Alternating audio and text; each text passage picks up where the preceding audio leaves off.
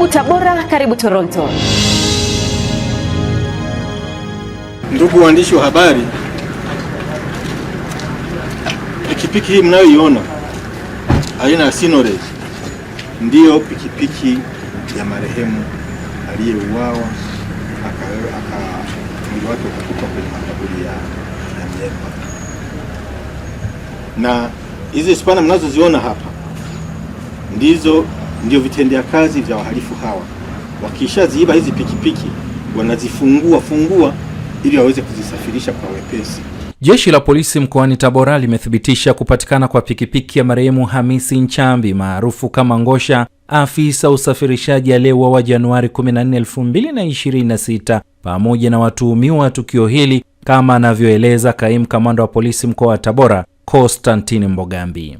Katika mkoa wetu kwa kipindi cha mwezi Januari 2026, katika tukio la kwanza la Januari 14, 2026, majira ya saa 9:30 huko eneo la makaburi ya Myemba, kata ya Mbugani, wilaya ya Tabora na mkoa wa Tabora, Hamisi Nchambi mwenye umri wa miaka 27, kabila Msukuma, afisa usafirishaji kwa maana ya bodaboda, mkazi wa kata ya Mbugani, alikutwa akiwa amefariki huku mwili wake ukiwa umefungwa kamba za manila na mipira maeneo ya shingoni, miguuni na mikononi, ambapo siku ya tarehe 13 mwezi wa kwanza 2026 majira ya saa 2 usiku, marehemu akiwa na pikipiki yake alikuwa akiangalia mpira na wenzake, na baada ya mpira kuisha aliondoka na hakuonekana tena hadi mwili wake ulipoonekana katika makaburi ya Myemba.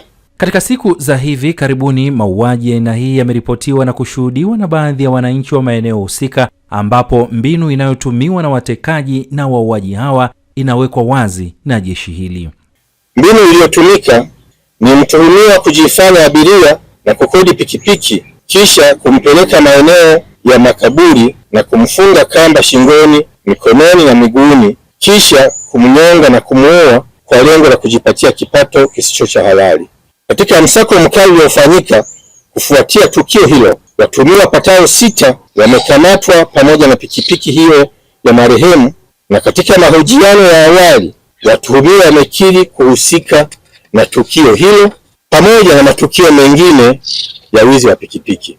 Kufuatia msako mkali unaoendelea kwa sasa, jeshi hili limekamata pikipiki 9 na watuhumiwa 5 katika wilaya ya Nzega na Kahama, huku watuhumiwa wengine 4 wakikamatwa kwa tuhuma za kuiba vitendea kazi vinavyotumika katika mradi wa maji ya Ziwa Victoria unaoanzia Tabora mjini kwenda Urambo. Ni imani yetu kuwa jeshi la polisi halitalegeza kamba katika kuhakikisha ulinzi wa raia na mali zao unaimarika.